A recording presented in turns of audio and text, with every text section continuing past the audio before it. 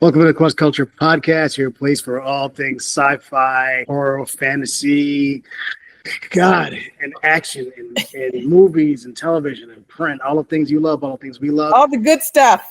And pop culture. Right, yeah. Pop culture always. I'm one of your hosts, Brendon Hamilton. I'm here with LuDana Jeter, and Professor Sheldon Applewhite on my screen up top. How you guys doing? Good. How are you? Good. You're doing good. I'm doing good. You guys, Captain America, Brave New World. Yeah. Are we clapping for it? You know, real quick. How do you feel? Yeah, I mean, if we had the sound effects, it would definitely be a clap, right? Okay, all right. Oh, Wendy Williams show, that would be like, right? Yes. All right. Well, so good. Yeah. So everybody out there, we recently agreed to we wanted to go see Captain America: Brave New World, starring Anthony Mackie and Harrison Ford, and others. I went with Roy Schwartz, a writer, author who's been on podcasts a couple times for a press screening, and I gave an out of the theater review. But this is the full review with the guys. Yes. With the spoilers. Flashing spoilers. Spoilers. Spoiler alert. We're going to talk about everything. So if you haven't seen it yet, which is a shame, go see it, then come back. It's going to be a shame. So this is your warning. Go. All right. So real quick, I'm just going to give a brief synopsis for anyone who has seen it and for anybody interested in seeing it. So essentially, a few different threads in the movie, but I guess the major thread is that there's still that large celestial hand sticking out of the ocean, and that was there left from Eternals. Yep, Eternals, that movie that came out, I think was in 2008 or 9. Not that far back. Double check that for me. Yeah, I'll do it. Yeah, go ahead. But Eternals that came out, it was a little while ago. That hand coming out of the ocean has been discovered to contain adamantium. That's a big deal because prior to, I believe it was 2021. The last movie, 2021. So sooner than that. Oh, I'm sorry. It felt like that long ago, though, Brendon. What were you thinking of, Brendon? What were you? It just felt like it was that long ago. I was thinking about the other movie that this was a sequel to, but I'll get to that. Sorry, okay. I got my wires crossed. Oh my gosh! First of all, I didn't even know. Can I finish? Let me finish. Yes. The summary. So we discovered that Tiamat's hand, the celestial, contains adamantium, and we are now also in an era where General Ross, you know, the guy who all of his life was all in the background of all these Marvel movies, pulling some of the strings, almost in opposition to Nick Fury, but driven by the fact that he wanted to recreate the super soldier serum and make a new Captain America, the one who is responsible for the creation of the Incredible Hulk, the guy that has got so many bodies on his conscience. He's now president of the United States, and he wants to make sure that he wants to be a president for everybody, because his slogan is together. So he wants to change and leave a legacy. He even shaved off his little mustache that he had. He was clean cut, looking like a different man, you know, taking heart meds because he has neglected his health in this, you know, like Captain Ahab going after Moby Dick and never catching it, but it destroyed his own health and his family. Although we don't know why in the beginning of the film. Right. We don't know. Right. But we know that he's got heart problems and he's taking meds. So we have that story of General Ross trying to leave a legacy of positivity and goodness as president of the United States. Because you remember, the world right now is crazy in the Marvel universe. We talked about Tiamat's hand.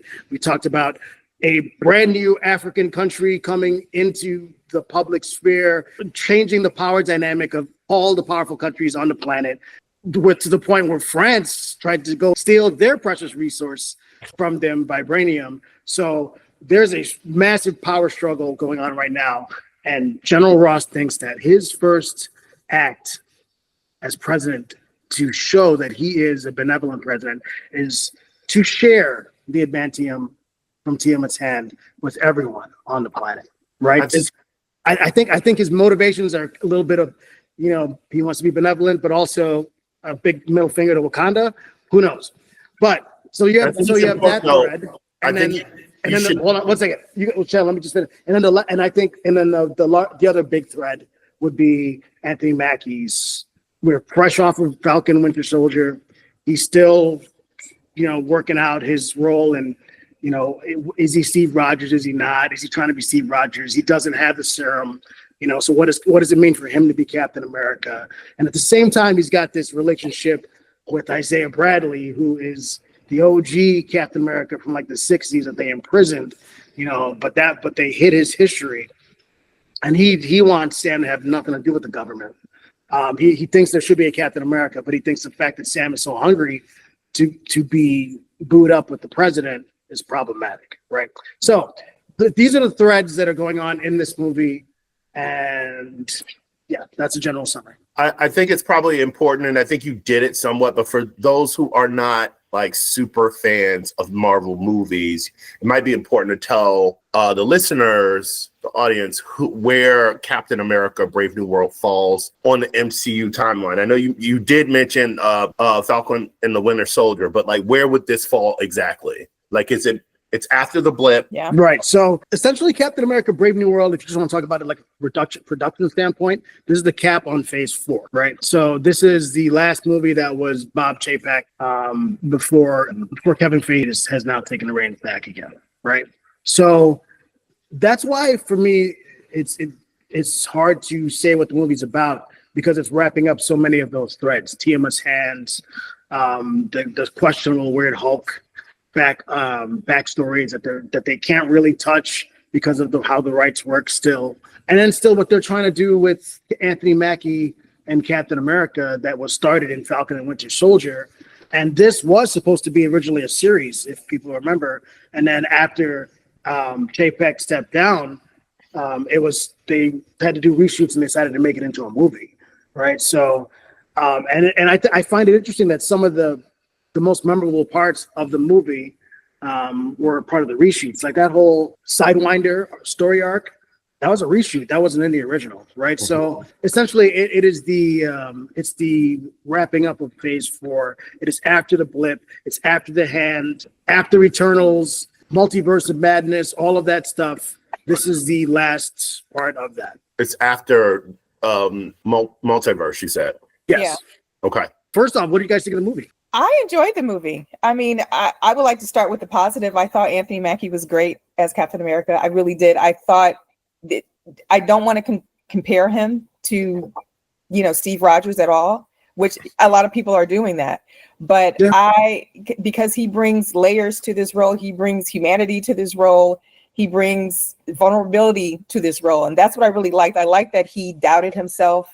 I liked that even though he did doubt himself, he was still full force. You know what I mean? So I liked him as Captain America. The issues that I had, though, I mean, the message that I got from this was how dismissive. And maybe it sounds like of course, you know a lot more about this than I do, but how the president was so dismissive with him. And that's just something that he would not have done that to Steve Rogers at all. He even says you're not Steve Rogers. So, I mean, what do you think that was based on? I think Ross wants to be that president that he keeps talking about and saying he wants to be. He wants to be that president. But remember, he says that right after Isaiah tries to kill him, right? That's when he took Anthony. They went back in the safe room, and that's when he was like, Ross's mind was like, all right, maybe I'm not right. Maybe this is not the guy, because he brought this guy in here and this guy almost killed me, right? So Ross is having that doubt. So it's in that moment that he says, you're not Steve Rogers, right? So you got to ask yourself, I don't know, did he mean it in that moment? Was he just mad when he said it? But that's in that moment, right after he was almost assassinated, is when he says that. Can I add something? Yeah, go ahead. I thought that the director's play on that was brilliant, and I'll tie it to something cultural, right? And I said this initially when I kind of spoke to Dana about it a little bit. It's like on 1 minute, it's like, you're our Captain America. Come on in, be in our photo shoot. And then when something goes awry, right? When his friend, but also really like a former government employee that you guys took advantage of, exploited, imprisoned, exonerated, you know. And then when something happens, you were automatically, as a president, ready to jump on him again. And to me, in that moment, I thought the director was brilliant, because what he did was, on a larger thematic level, was talking about the doubt, to me, that America has around Black people and Black men. It's like, when it is to our benefit, we're with you, we ride with you. But let a moment of doubt come into their mind, and they're ready to jump on, like, oh, you know, this person isn't, like, see, you know, right. So it's like, you know, we are at their convenience. Yeah, that's what I saw when I watched it. I was like, oh, I think that's the beauty of the scene. The director, I thought the director, Julius Onah, you know, I think it's great that so the brilliance of that scene, and that I think is the thing about this movie, is that you can take whatever you want from that particular exchange, you know. But I do think there is a tinge of that as well. Absolutely, you definitely get that. Oh, you know, of like, course, you know, one person you're Captain America, and the next person's like, oh, until you're not. Look at you now. You're just right. You're off. You know what I mean? Like, one minute you're asking him to start the new Avengers. Right. The next minute you're like, no, asking him to leave. Yeah, you're not even worthy of even worthy of being Captain America. And I think Dana's right. That would never happen to Steve Rogers in that way. Absolutely and that's not. the disrespect, and that's the doubt that I see that we have to face as Americans, as Black Americans, right? Like, it's like that veil, right? We can never fully be a part of America. Like, that's how I saw it when I was like, okay, like, yeah. And I think that's the reason why the Carl Lumbly character is telling Sam Wilson, like, no, you know, you can't be a part. You can't be an apparatus of the state. Like Dana, I love the movie. I told you my part about the culture. Like, for me, I think it's very important for the culture, right? I think the story and all the things that you said in your synopsis, Brendon, I agree with. I think that the film was to move along the storyline, to like sort of move the phase along. It was transitional. I think Sam Wilson's part, Anthony Mackie's part is transitional. I think, in the light of what you're saying about the reshoots and everything like that, and in light of like a transition piece, a transition to the next phase, and also to the phase from Chris Evans to Anthony Mackie, I thought it was well done. I thought it exceeded my expectations. I think the criticism of it is far too harsh. And I think that's tinged with other things that are outside of the film. Now, you know, I heard your review the other day about the sound effects and those kind of things, and like what he can do. Like, I remember Roy saying something about what he could do as Captain America and not having a super soldier formula. And the first thing I thought was, well, it's a superhero movie. You know what I mean? Like, you know what I mean? Like, I've never seen any of the Fast and Furious movies, but just based on like what I see in the stunts or whatever, I'm just like, that's like out of bounds in terms of what cars can do. Right. But I think you're. Yeah. So when it comes to superhero movies, I've always been at a place where you suspend your belief a little bit. You rely on technology and science and magic to kind of fill in the gaps.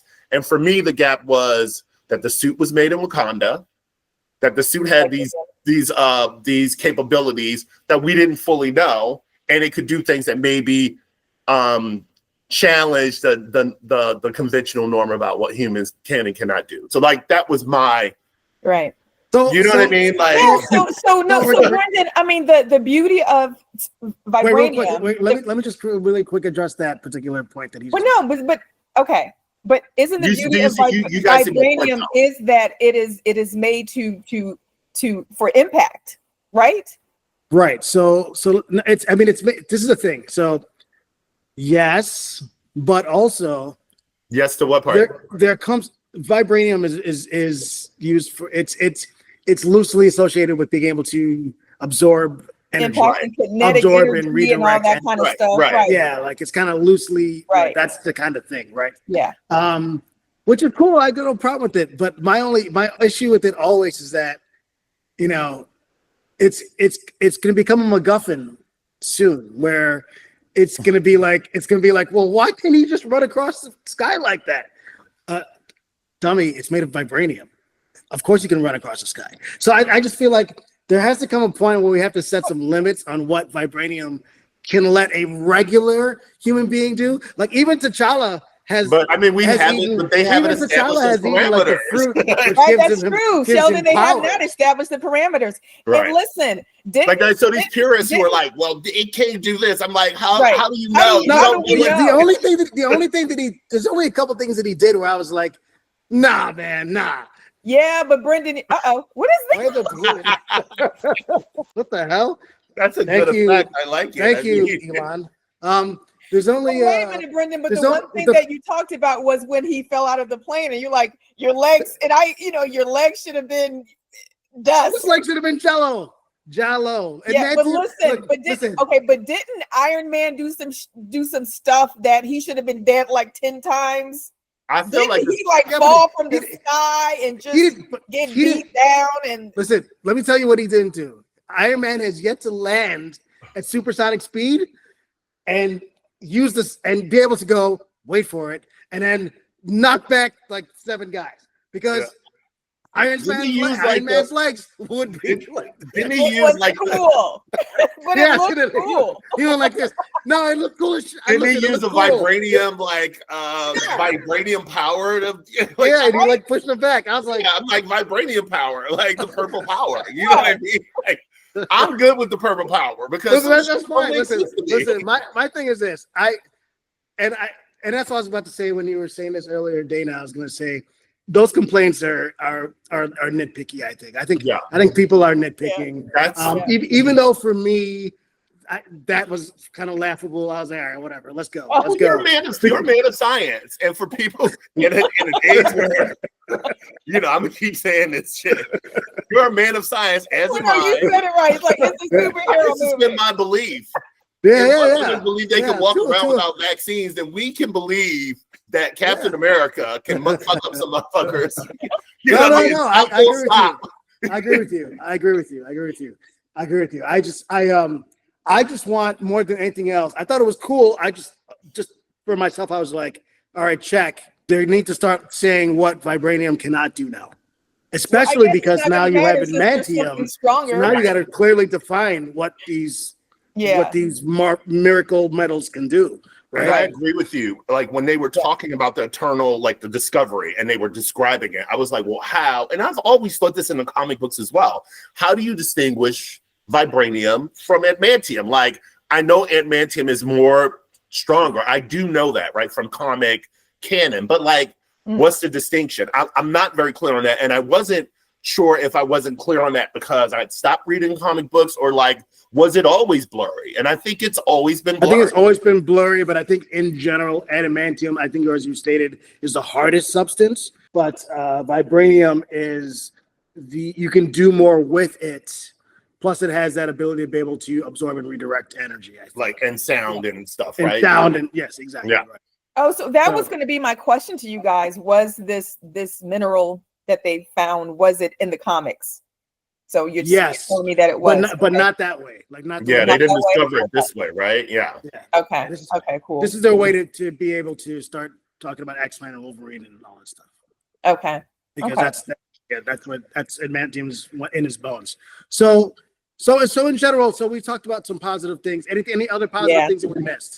I mean, I concur with Dana. I thought he did a great job, Mhm. Anthony Mackie. You did. I didn't think he was robotic. I thought he was like, he played the role he's supposed to play, and I think he played the role consistently from how he played the role in the previous like Avengers and Captain America movies. He's a soldier. He's pretty straight laced. I think they had some moments that were like comic relief moments, right? That were specifically around like Black culture. You know what I mean? That last scene where I can't remember exactly what happened, but it was an exchange between Carl Lumbly or whatever. And it was just so funny. I was like, okay, that's culture. You know what I mean? Like Carl Lumley is amazing. I Every thought he time I was see I him. know amazing. he is. I thought the So there bond, were like 3 or 4 black writers as well. When I looked it Yeah. up, I mean, two or three, I think, out of the 4 or whatever.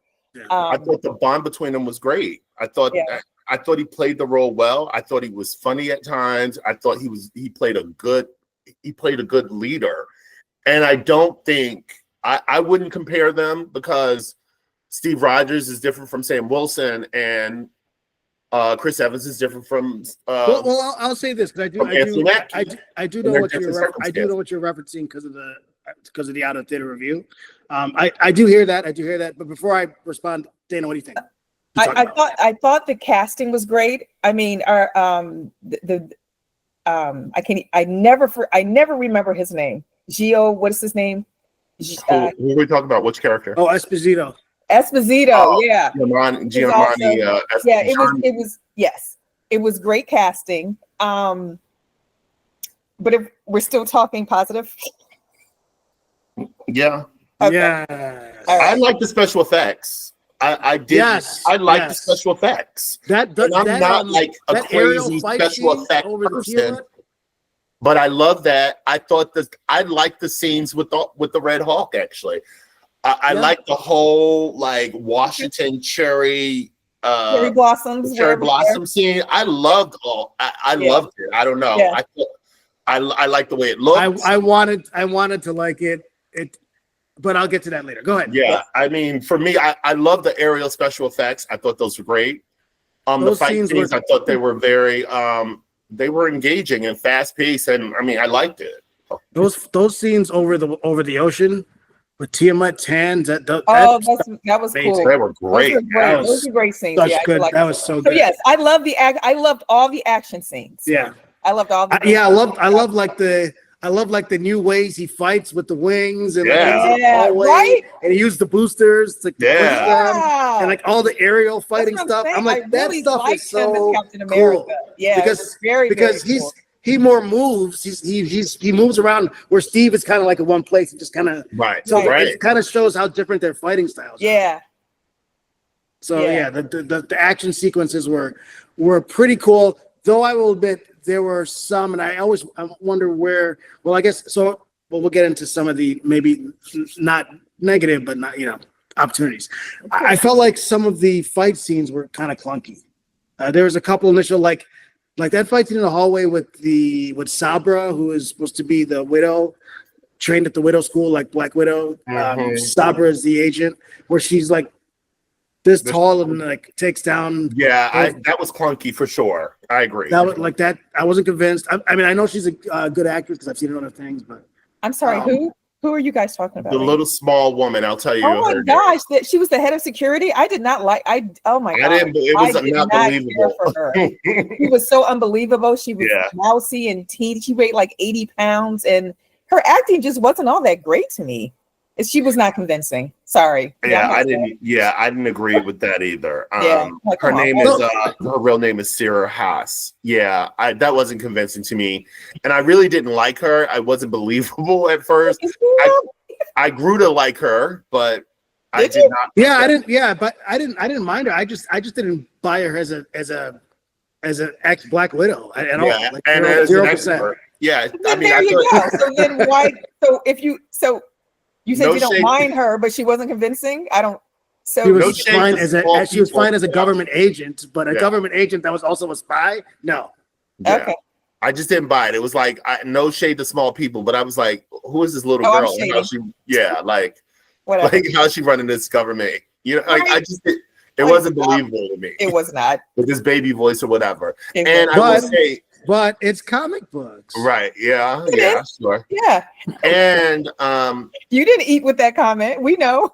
the Serpent Society part, like you saying that it was a reshoot, because I knew there were reshoots in this movie, but I didn't know it was around that. Of course, Johnny Esposito had joined the Marvel Studios, so it makes sense that he was a part of the reshoot. But like that whole part, I just don't think they did enough with it. Like, no, they didn't do enough. When I heard he was, they didn't even look like Serpent Society people, and like the scene was so short. I just felt like it was a missed opportunity. Yeah. So let me say, boom. So you didn't bring it up. Thank you. You know what I mean? Thank you. You just got there. I even had in my notes. The biggest thing that, and I think I texted that when we were talking about it, missed opportunity. That is the thing that I feel about this movie. Coming out of it, I think I gave it a 7.5. Mm-hmm. I've had some time to think about it, and usually that results in me bumping up the grade. So I will say that now I do feel like the movie is unfortunately a 7. And let me tell you why it went down. Because of missed opportunities. I feel like this should have been a movie for me about Sam. This should have been a movie for me where we finally see him, get some history. And that's another thing too, which was a problem because there's so much exposition in characters would just go on talking, and I'm like, real people don't talk like this. But this is because they're cutting out so much to fit in to set up, right? Yeah. And it's taken away from Sheldon. You mentioned this conversation with Carl Lumbly, with Isaiah. Like some of the best parts of this film are those small moments. Yeah, like and the moment with the new Falcon. I wanted more of them, right? Yeah. I wanted more Carl Lumbly. I wanted more Harrison Ford. Yeah. I wanted more Anthony Mackie talking to groups and talking people through things. And I feel like they left those opportunities on the floor, and I feel like that's for me where, and I think the other opportunity too is it starts off so cool, like you're gonna get this 1990s Harrison Ford spy thriller, Hunt for Red October, Patriot Games type thing, even with the way they do the graphics. And oh my God, if it was that, I wanted it to be that so bad, because Anthony Mackie would kill it. He would kill it in that, and that's it. So for me, it was a missed opportunity because I think Anthony Mackie's a great actor. I think all of them are very, very good, if not great actors. But I feel like the script was not up to par, and they tried to do the best with really, really bad dialogue. That dialogue was so bad sometimes. They had to be like cringing. Harrison Ford is sitting in the Oval. It opens. Here he's sitting there. His aide is there, and he turns to her. You're on in a few minutes, Mr. President. Thank you. Have you seen Betty, my daughter? Yeah, that's your assistant. Like the black woman who was doing the assistant. I was like, what is she doing in a movie in a way? Like, why? A lot of times I felt like they were rehearsing, like the whole back and forth. It was just so bad sometimes. I didn't understand it. And can I just ask a very important question? Because maybe I missed it. How were they able to get guns into the White House? It's comic books. I don't know. They're 3D. They're made with 3D guns. You know what I mean? So that's how they. How was that even possible? I'm thinking of I'm trying to think of something to compensate for the erroneous. There were 3D guns. There's nothing we could do. There were 3D guns. There's nothing the White House could do to stop them from getting in. Yeah, I don't know. Weird. It's not like they've never had the experience with a super soldier getting triggered to kill a Manchurian Candidate style. I mean, literally, his other best friend is Bucky Barnes. So that's why I thought Harrison Ford's reaction, President Ross's reaction was like so over the top. I'm like, you were living in a time where people have been under mind control several times. Like you had telepaths and serums. Like I don't get what he had done. Yeah. But he's willing to take why did this happen? Sam out for it. Like, well, that's your friend. You know what I mean? Like that's your friend. You know what I mean? Like this is another question I had. Right. And you again, can't maybe I missed you something. Friends with people in the workplace because they'll use it against you. Why did the president choose to stay in prison? I'm guessing because his whole arc for this whole movie was that it was supposed to be a redemption arc, right? Like he's trying to, and what happened was he became the Red Hulk. Yeah. And and this is like a deep cut, but they would talk about the cherry blossoms a lot. That's so, like, as a kid, Betty and him used to go see the cherry blossoms. So that's why the only thing that really stops him when they do that fight at the end is him stopping for a second. He gets smacked for a second for a moment of clarity, and he's destroyed the cherry blossoms, right? So he realizes that he's actually spent all this time trying to, defeat a monster, and he's become a monster, and he's like, monsters need to be in cages. So that's good. No, because he can control it. So you're gonna sit in prison for the rest of your life. He Yeah, can't. I mean, he can't. He can't control it. I mean, he can. Yes, he. No. Actually, at this point, he can control it. Right. He can't control it. So he can't control it like David Banner. Banner can't control it either.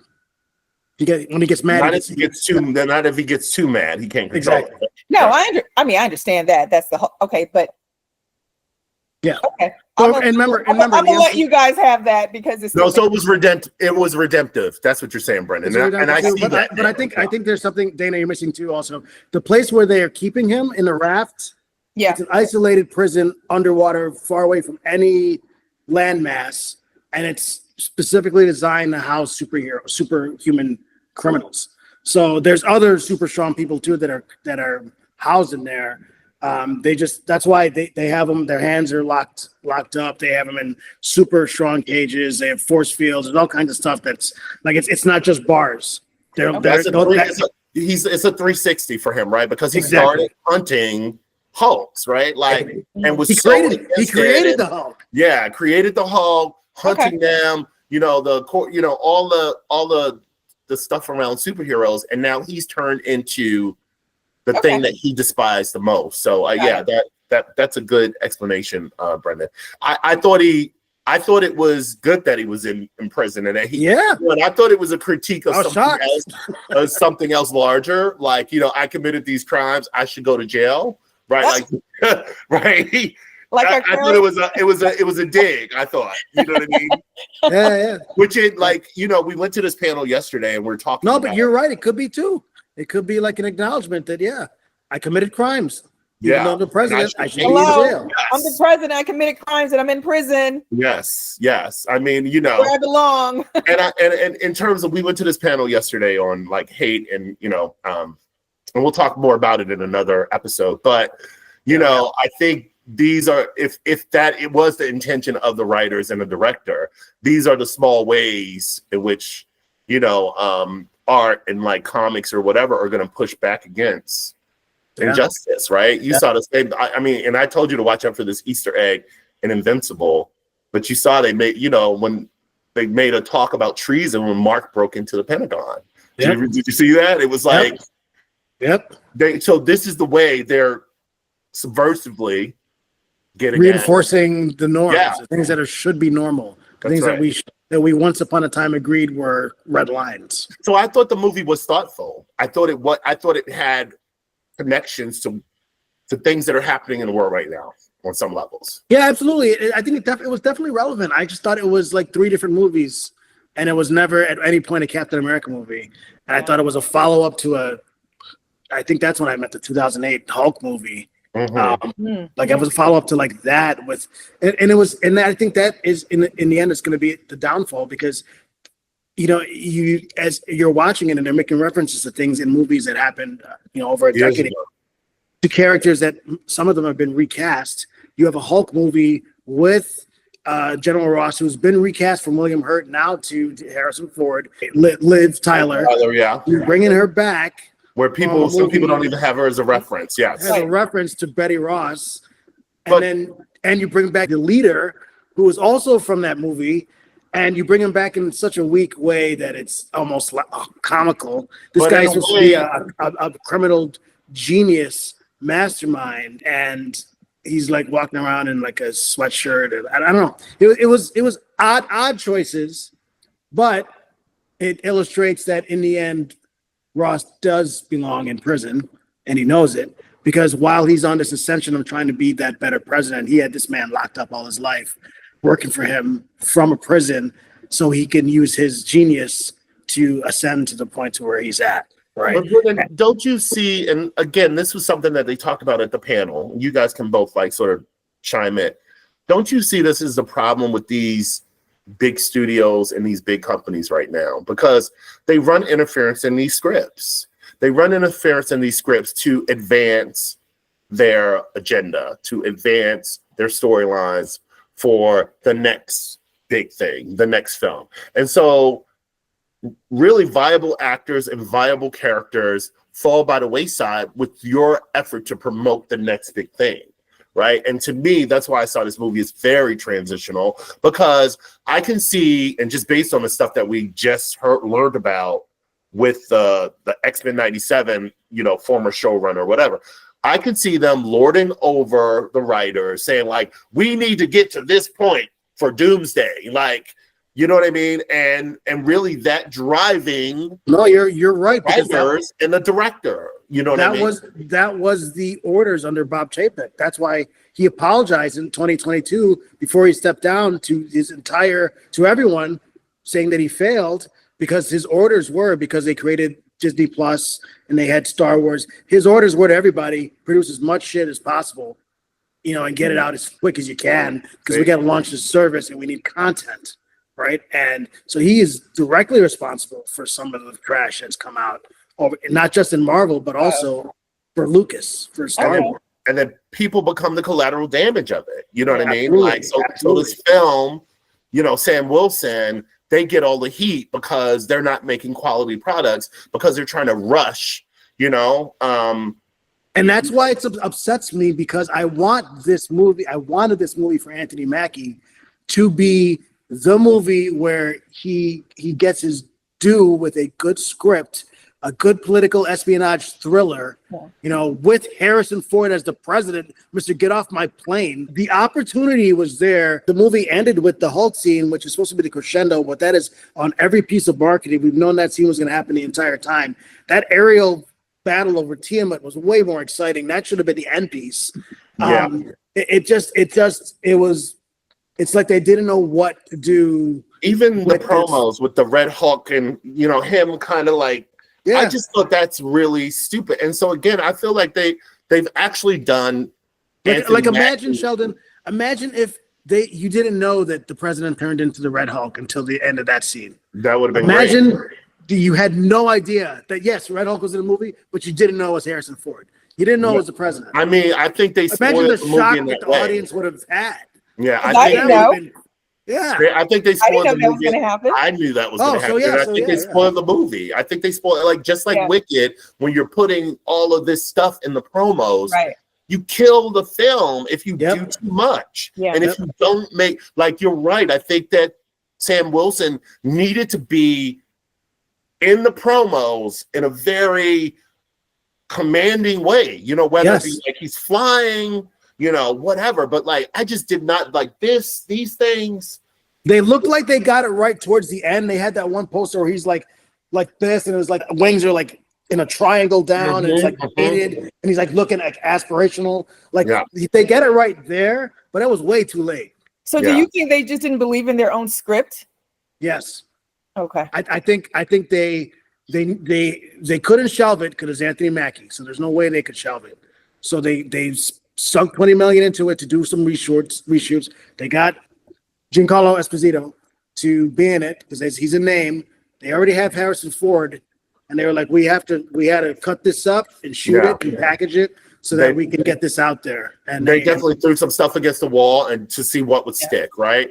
And I will tell you something just based on some of the numbers he's going to get an opportunity to make another Captain America movie? They better give him already said it. They've already said it that he is Captain America. Okay. Yeah. But they got to get him a better script. They got to get him a better script. Absolutely. Better script. They really shafted them with that script. Yeah, he deserves better. I will say one thing to you guys, right? I saw the film, and of course, this is just anecdotal, but I saw the film in Harlem, the 125th at Magic Johnson, AMC. At the end of the film, people left clapping, right? And that's no indication of what's happening. That's good. Across the country. It's the number one film in the world right now. Good. It made $200 million. It made that's good. That's great. It made $200 million this weekend worldwide. The numbers for Black and Latinos, and particularly men, is through the roof for this film so far, right? Well, it is. So their retakes of putting Esposito in it, the Sam Wilson piece, they are. If they were trying to throw it against the wall, they were smart enough to say, well, let's put these pieces in, so at least we make some money off of it. Yeah. And I think that's what they did. It doesn't mean that he wasn't shortchanged. The film itself isn't strong, but there's some strong pieces, and the casting is strong. Yeah. I really like, and I usually hate the little buddy. That's a good summary right there. The buddy cop thing. Yeah. But I really like Danny Ramirez. I thought he was. I loved him. Okay, I so thought he was I'm going great. to ask you guys that. So, is Danny Ramirez's character is he in the comics? Did you know of him? Has he been in anything else? Because I actually thought this was going to be a Winter Soldier kind of thing. Like, why wasn't that actor? I can't think of his name Well, right now. they identified him in the Winter Soldier already, right? He was in the Winter Soldier. No, And I so- expected him to be in this movie a lot more than he Well, was. he is. Oh, moving. that was a reshoot. Like that Bucky scene. Yeah, was the a Bucky reshoot. scene. So he That wasn't going to was- be in it at all. He wasn't gonna be in it It at all. looks like it. It's exactly how it looks. Like they just threw that 30 seconds in there or 2 minutes, whatever it was. Oh, He you was just in mean there to give. Sebastian He was just in there to Bach give part. Sam the. Get it? Yeah, Yeah, exactly. Sebastian Bach. Yeah. He was just there to give Bucky that little pep talk, and then he was out. And then he was Yeah. out. So But it's weird because it's like, hey, why Bucky, was that? why don't though? you It was help? very awkward. It was awkward. Yeah, why It was- didn't he help? It was. I think they were trying to make it funny. Because Well, he's because running he's running for for Congress. Congress or something. And maybe? yeah, he said, "Well, I have to go. I have to catch a plane to go talk at a convention It or was whatever." awkward, he So said. yeah. I'm like, wait, what? I'm like, They were trying to make it funny, I'm like- but like I'm then like, it at didn't what have a point- punchline. So I'm at like, what point did okay. Bucky run for office?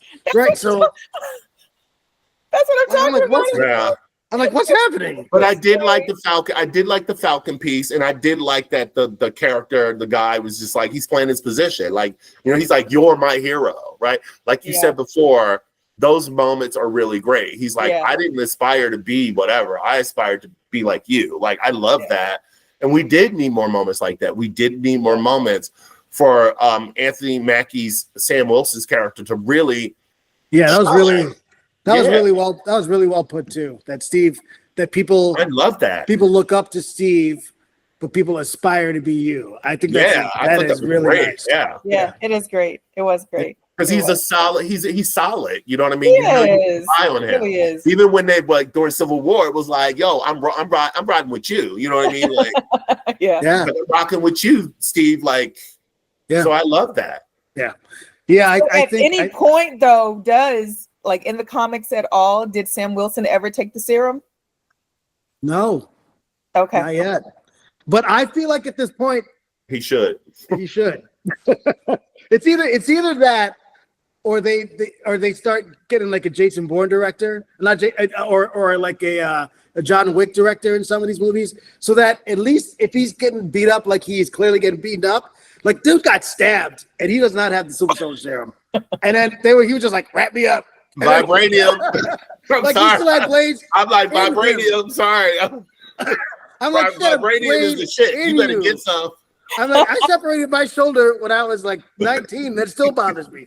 This guy is the day after he gets stabbed in the chest is out there flipping with his wings. I'm telling you, it's vibranium, man. It's vibranium. You Meanwhile- should have vibranium when you were 19, Brendon. That's Meanwhile, all. Your shoulder poor will be fine. Joaquin trips over a feather, falls in the ocean, and he's in traction for the rest of the movie. Like, So he was like, now he did say, right, again, he's like, get me one of those vibranium suits, bro. Like, he did say it. he didn't say it, yeah, of course. He's like, I need, like, hook me up, bro. He's like, hook me up. With Wakanda, that was funny. It was. That That was. was fun. You got the hookup, bro. Like that, Yeah. That's inside. So we're agreeing that we liked Anthony Mackie as Love Captain America. Anthony Mackie. Okay. My only thing I Yay. wish is he's human, so they need to make him when he's fighting, or at least look like he's taking human damage. Unless they're gonna just give him a super soldier serum and just have us stop talking about it. But if they're gonna have him keep doing this insanity as a human, like taking even that poster where he is squared up like that, taking a punch from the Hulk, he would just be mush under that shield if the Hulk punched him at full strength. That's So wait, are insanity. you That's saying insanity. that Iron Man never got punched by the Hulk ever? Yes, it almost. Yes, even Iron Man, his armor gets jacked up. It's not up. vibranium. That shield is made out of. Well, isn't it? See, but here's how they It's change it iron. though. Because the shield is Like really made out. the Hulk grabs Tony's mask and goes, and like it's just Tony's face. Like But in the comics, the shield is made out of adamantium. Adamantium. And vibranium. And See, vibranium. like that's the problem right there, right? So Yeah. again, we gotta. it's the they gotta- hardest substance and the most absorbent, like energy, most absorb. I don't know what you would say. It's not real chemistry. All I know is that Anthony's. It's not on the Mackie's periodic legs- Like it's not real Sorry. chemistry. All I Don't know is figure it that out. all I know is that his Nikes are not made of vibranium. Okay, so his bones are not made of vibranium, and he would be under the cement. But listen, they just need to figure out what the limitations are, and I think everybody will stop talking about it. But I do want to keep seeing him as Captain America. Yeah. It doesn't have. They don't have to be like if they have one of those large set pieces where they're flying over a celestial aerial battle like that. I mean, he's Falcon, so I think you need to see more of that kind of stuff anyway. Yeah. But they can go from that to like smaller, like slow burn espionage, like Sam being a military, like get a Jason Bourne director or something in there, or hire like an Antoine Fuqua to have direct one. Yeah, like I you know, think like Sorry. really make something. They definitely need to Avengers is not coming use the out. same Sorry, people. we're not going to do any small espionage like type Sam Wilson film. Sorry. Well, look Like, I at mean, that. I'm telling you where But they for are right me, now. but for me, that's the problem because Sam is human then. Because then you're Yeah. surrounded by gods, and everything he does is minimal. Right. It's kind of like Hawkeye out there with the rest of them. Like Right. Hawkeye's like, That is a good. That's a That good is. point. It But is let a me good ask point. you guys something. Did this feel like a Marvel movie to you? yes. It did. It- Okay, that's interesting. It did not. It felt like a political espionage drama to me, and I don't have a problem with that. No, It did not feel like a Marvel movie to me. well, my favorite Marvel movie is Winter Soldier, which is a political action drama. Right. In fact, this movie in some ways is almost a beat by beat retread because Cap in Winter Soldier was trying to save his friend who was programmed, who was with Bucky. Yeah. This one, Sam is trying to save Isaiah, who is also a programmed soldier. There is a battle on a highway where one of them gets ambushed. It was Nick Fury and Winter Soldier. This one here, it was It felt more political to me than anything. no. I agree with you. I think that's a great thing. I Yeah, hope they go further. it didn't bother me at all. It didn't bother me at all. I liked it. I like it. I was hoping they would go further. Honestly, Yeah. So we're telling people to see it. What would you give it, Dana? What'd you give it out of 10?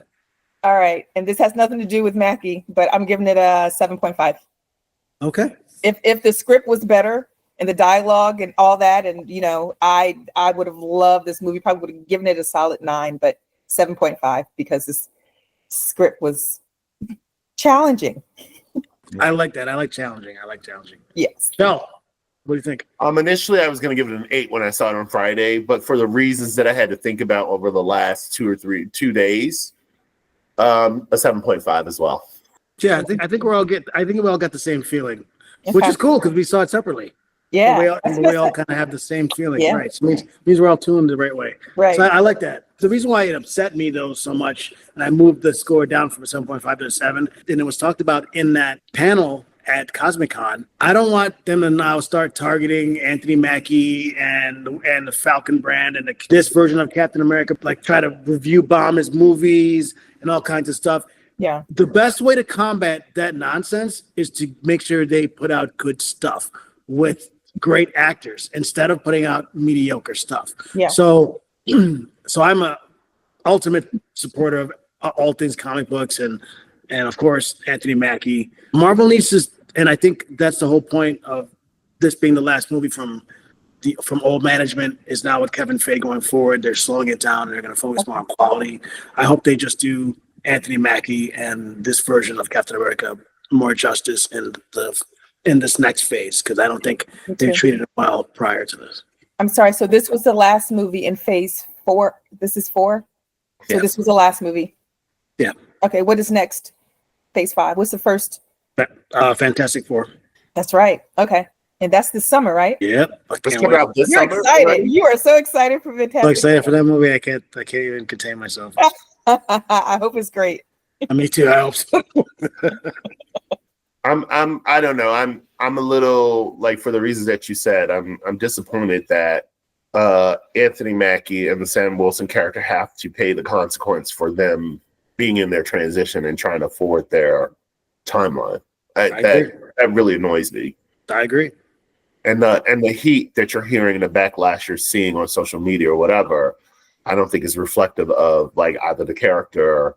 No, it's not. Or It's a lot the of positive. I'm seeing a lot of positive too. So Yeah. let's just hope that they don't pull the plug on him. I don't think they are. They have to know it wasn't him. They have to know that. Well, I think Disney is like, if they are aware, and we know a lot of companies still are not aware or don't care right now, they are in a very fragile moment right now because all of their diversity efforts, which is very much connected to like what people want from Disney, is under attack. You know what I mean? With X-Men 97, the Friendly Neighborhood Spider-Man, you know, Star Wars, American Brave New World, like, you know, the Little Mermaid film, like they have to be very careful. I think.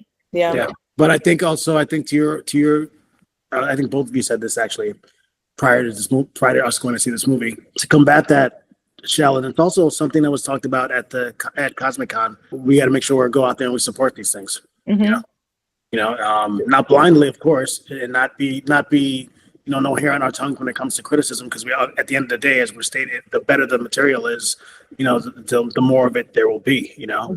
So, but yeah, we got to go out there and support these things because there's people that are actively out there, especially now, trying to make sure that this stuff doesn't get made. Yep.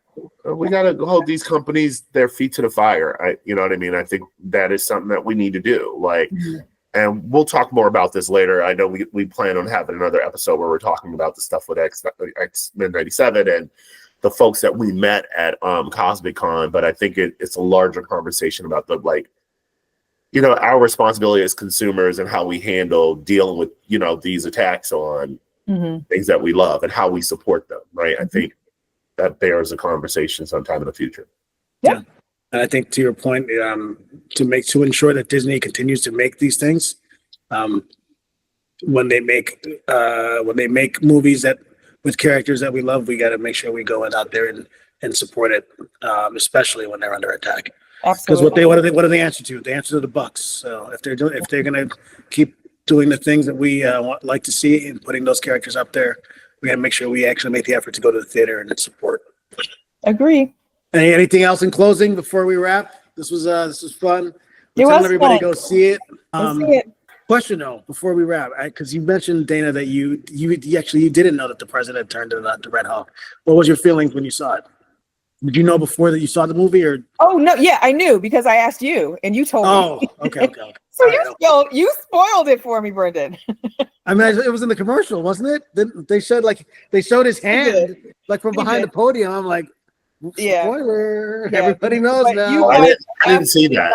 Right. They should not have shown that. It would have been way more impactful, right? Oh my goodness gracious! Could you imagine? Yeah, I think sometimes with these marketing, that's what I'm saying. They did not trust their scripts. They can ruin films. That out there. Films. Yeah, preach. You know, ruin films. Preach. Well, thanks, guys. This was great. Thank great. You. As Shel said, we're going to get back on here again and talk about Cosmic Con. We're so fortunate to be invited to by our friend of the podcast, Roy Schwartz, author, writer. Roy. Thank you, Roy. Human being. Thank you, Roy. So we're going to come back and we're going to talk a little bit about that at a future date. But thank you for tuning in to the Quest Culture Podcast. I'm Brendon Hamilton. You've got Dana Deet, Professor Sheldon Applewhite. This has been fun. Go see Captain America, Brave New World. We'll talk to you guys soon. Bye, guys. Later. Bye. Bye, guys.